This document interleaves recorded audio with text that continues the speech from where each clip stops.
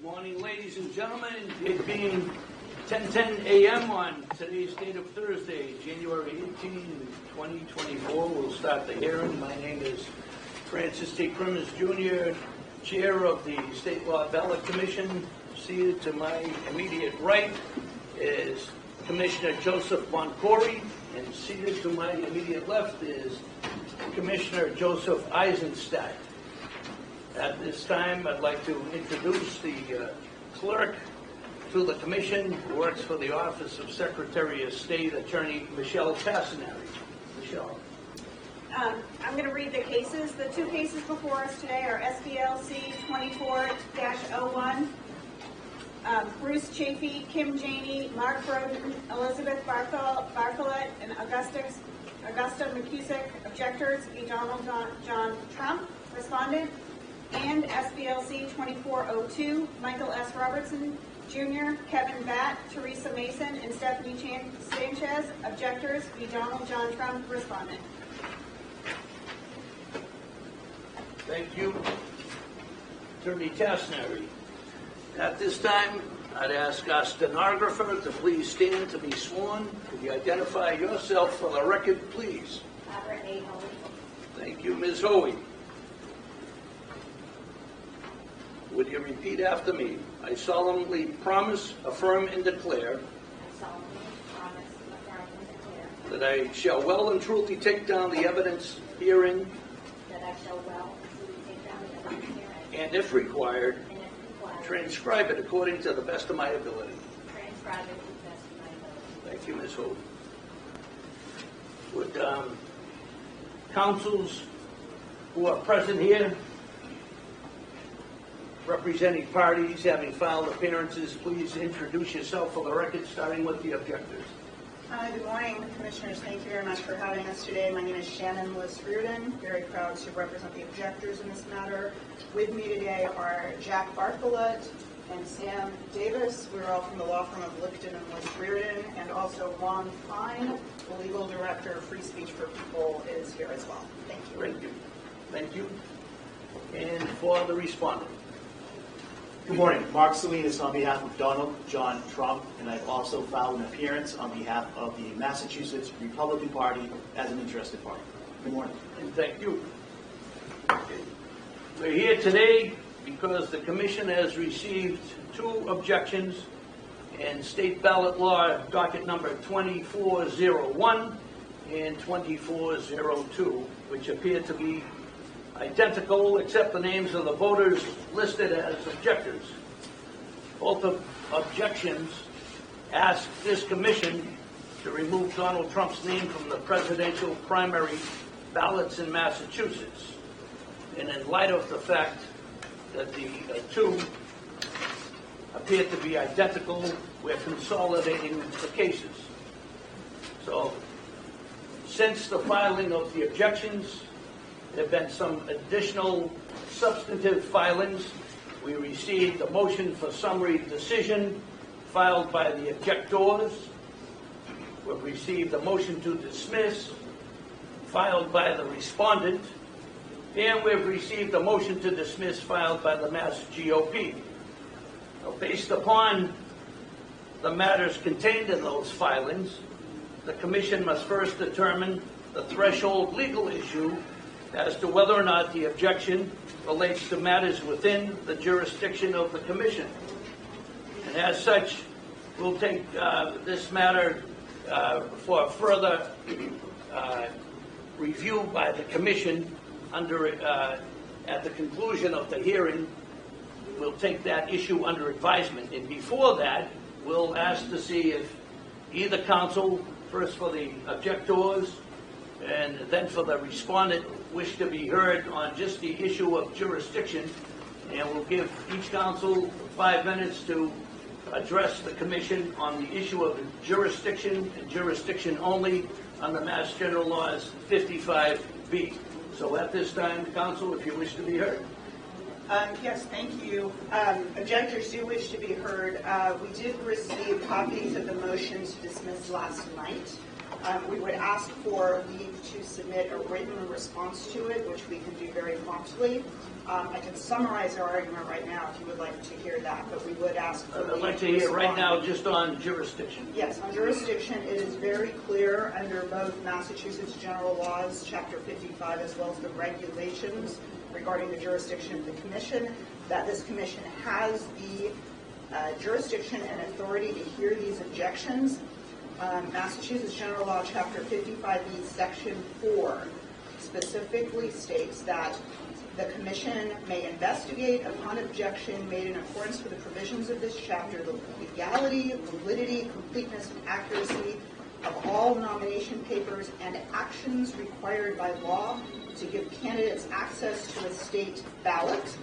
The provision goes on to say the commission shall have jurisdiction over and render a decision on any matter referred to it pertaining to the statutory and constitutional qualifications of any nominee for state, national, or county office, the certificates of nomination or nomination papers filed in any presidential or state primary, and it goes on from there. So in this case, there have been actions required by law to give candidates access to a ballot. Secretary of the Commonwealth Galvin has taken actions to place Mr. Trump on the presidential primary ballot, and we are challenging the legality under the United States Constitution, the 14th Amendment, Section 3. We believe that Mr. Trump's candidacy for this office and placement on the Massachusetts ballot violates the Constitution, so we're challenging the constitutionality, and we are also challenging certificates of nomination or nomination papers filed in any presidential or state primary, which is also specifically under this commission's jurisdiction under the statute that I just read. The regulations, also Chapter 59, which put forth the regulations as to how this commission operates, also makes clear that such an objection can be filed to constitutional legal challenges to a candidate's candidacy. So even though Secretary Galvin has said his job is just to put candidates on the ballot, it is the job of this commission to hear objections to the legality of such placement of candidates on the ballot.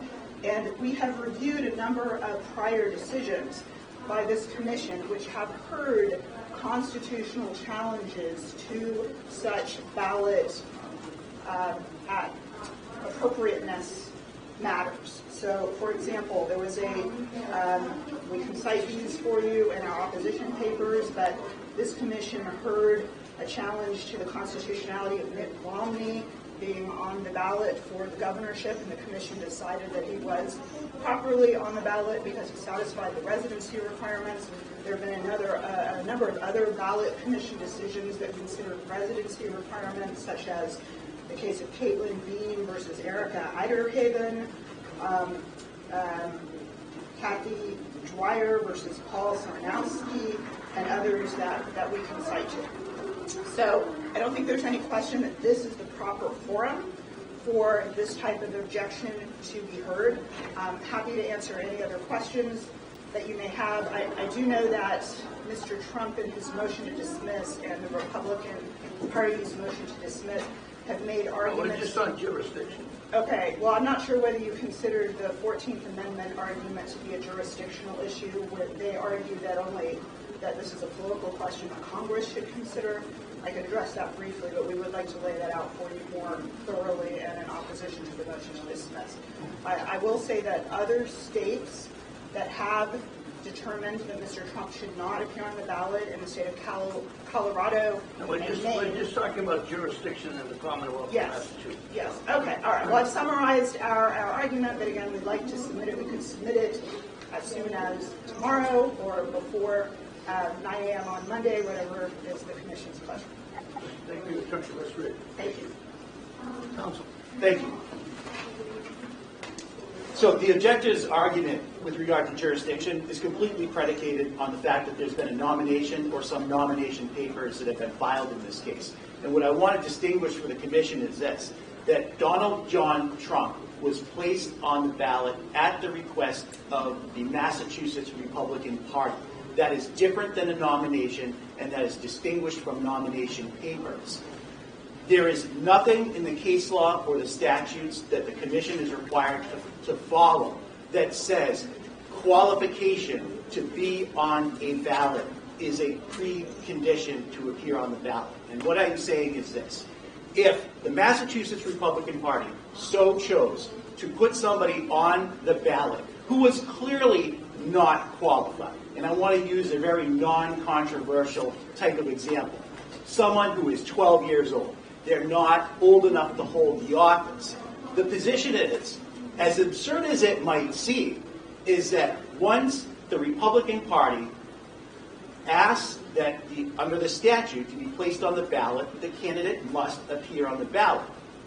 Now, if and when that candidate is or is not nominated, the next question is, would that person ever be able to take the oath of office?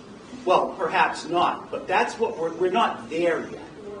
If this was an issue where Donald John Trump was placed on the ballot through a nomination, or this was a question addressing being on the general election ballot after being duly nominated, then this commission would have jurisdiction.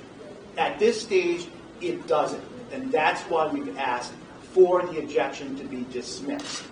I did cite one case of the commission that I believe outlines this issue in a very black and white type of way.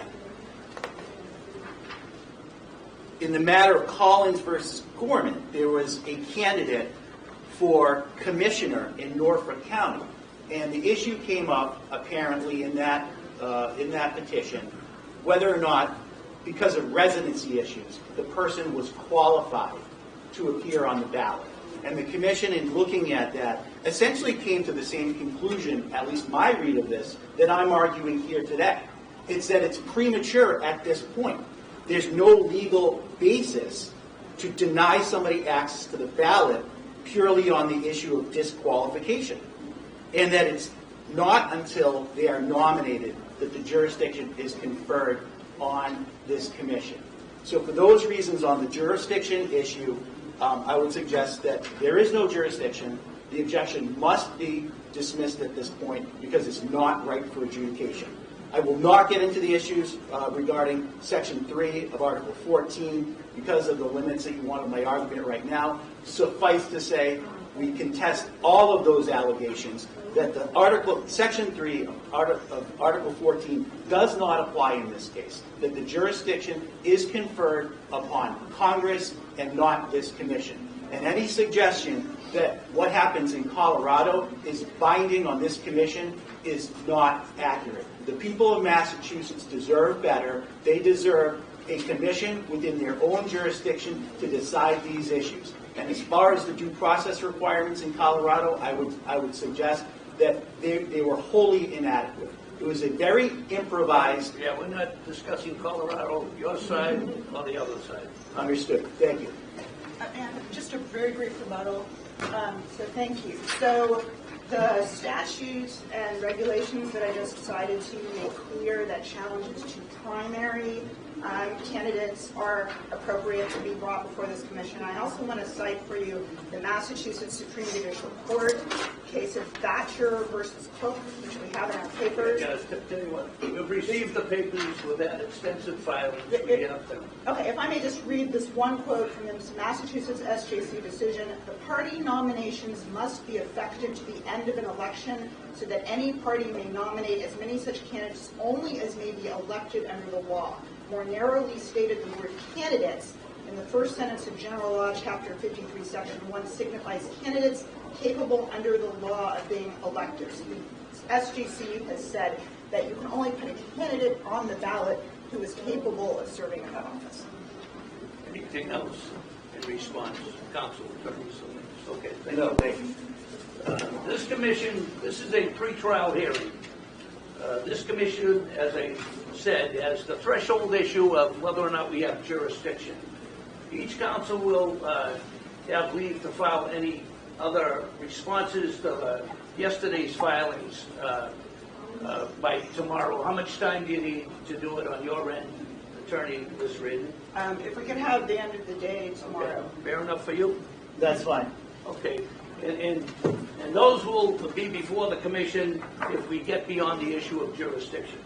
Okay? And so this is a pretrial.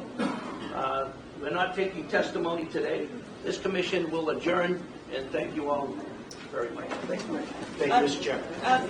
Commissioners, if we may, given that any hearing in this case must be concluded and a decision rendered by a week from Monday, if there's going to be a hearing, we need to be able to prepare for it right now. So I was hoping that we could discuss or find out when we're going No to other discuss. discussion on anything other than what I just said. We're adjourned. Thanks.